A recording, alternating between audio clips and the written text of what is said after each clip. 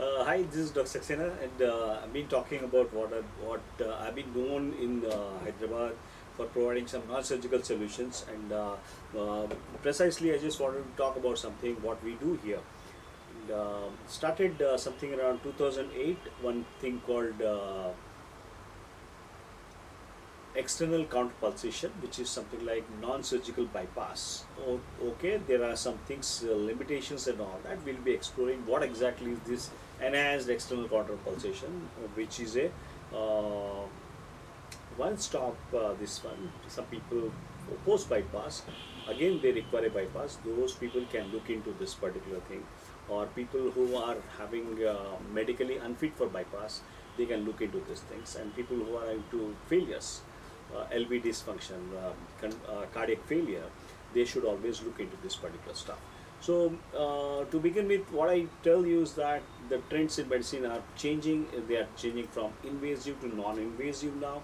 And when we talk about, or usually when we talk about coronary artery disease, we talk about normal coronaries, but usually when there is happens, what happens is that there's a normal heart function depends on constant blood flow and oxygen to the heart muscle through the coronary arteries. So when the arteries partially block, the body often compensates by expanding the tiny brittle vessels and make it possible for blood to take a detour. But what happens is that this is not happens instantly. It's a very slow process which causes a gradual development of this collateral circulation. So what I mean to say is, whenever you develop a block and you suddenly get into a heart attack, your body, your systems are not ready to produce immediate that kind of collaterals, because this happens over a period of some months or years. We have a technology now which is called counter pulsation, external counter pulsation, by which we can create this particular thing in probably 35 hours, which is we do over a period of time for 6 weeks or 8 weeks. And we try to do this by, this is how this it becomes possible. What happens is that you need to know why, how these collaterals develop. You can always see this particular stuff, and where I can always tell you, yes, this is what there is a block here, and there are adjacent collaterals which are creating some good flow. This particular thing is the concept which you should understand, which is called this collateral flow. Collateral flow, I just want to tell you, it is normal when you have a something like a obstruction here. You have got something like obstruction here. You are trying to bypass this particular stuff, and which is helping out. The other arteries are being able to detour that particular stuff.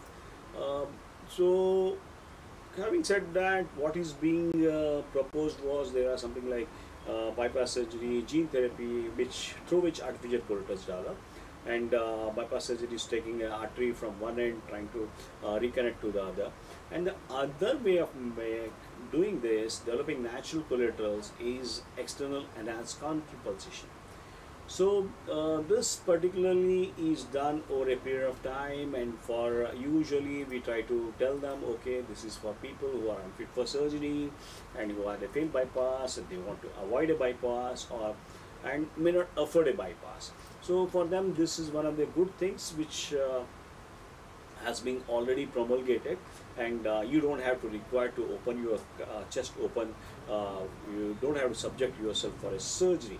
And having said that, what is this concept like? This is external in sense, it happens outside the body. Counter is lowering blood pressure and systolic blood pressure, and raising the diastolic blood pressure, and it is done in a pulsation, is in a pulsatile fashion. Kind of your heart contracts and your heart relaxes. Whenever your heart contracts, it's called systole, and relaxation is called diastole. So what you are doing is, at the diastolic phase, you are trying, your diastolic kind of thing, you are trying to work it out, this particular stuff. So you are enhancing the blood flow into the thing, coronaries, by kind of inflation and deflation. So coming back to the history of what is this ECP, there was Cantrovates was the guy who described the first principle, which was phase shift diastolic augmentation, way back in 1953, and this was followed by research at Harvard and on mechanically induced cardiac which came to be known as this intra-aortic balloon pump, and IABP is still being used. People who are not they are not very stable with this particular stuff. So one thing which I would like to tell you is this, the things which were done previously, it was such a bulky models, and it used to require a lot of manual adjustment, and it has to be done in the hospital atmosphere with all the gadgets and all that. Now there's a new model, we don't require all this stuff, and what we probably look at is a very the patient comes here and stays for a 1 hour and he goes off. He comes walking and he goes off walking. We are not putting any needles, we are not putting any kind of things, only ECG leads are being placed and that is removed after that. So what is this external enhanced counterpulsation? The thing is, endothelium plays a crucial role in vascular homeostasis, and we try to work out at the endothelial function. It has been proved that this is endothelial dysfunction is considered to be the early step in atherogenesis, and we always have something like trying to. This is one of the very non-invasive therapy for angina as well as heart failure. Particularly, I believe heart failure people, they respond very fast with this particular stuff, and this is usually done while doing a ECG monitoring, and along with that, I just wanted to tell you the concept.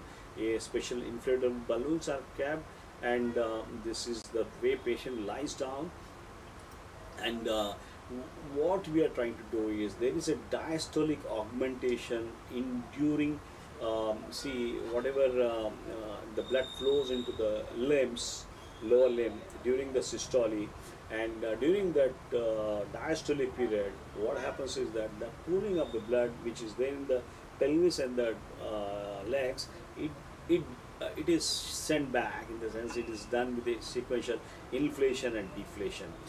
So by inflating, what you are doing is you are increasing the retrograde aortic pressure wave, increasing diastolic pressure, you are increasing intracoronary perfusion, introducing venous return, increasing preload as well as increasing the output. What is done at the simultaneous deflation? You decrease the systemic vascular resistance, you decrease the cardiac workload, and decrease the myocardial oxygen consumption.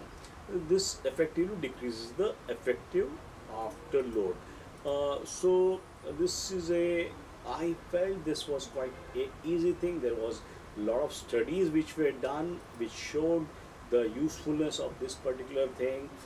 There were big things which have been on peer-reviewed journals. It's available, all these studies, and this increases the blood flow by just trying to open up the dormant vessels, blood vessels, and creates new blood vessels as well by increasing the vasoendothelial growth factors. And this is like a natural bypass, and I urge everyone to look into what is this particular thing. And you can there's a load of data on the Google and PubMed about this efficacy of this particular thing. This particular modality is FDA approved, and the American Cardiology Association recommends this for patients. This kind of results what we get is amazing. We had seen, we normally after post treatment we try to evaluate by looking at cardiac myoperfusion studies. The pre and post looks like that. Improved perfusion is the one thing which is the major things which happens, and the person not just gets clinically, they get a good response, and this is about this thing called ECP, which is a non-surgical bypass. Thank you.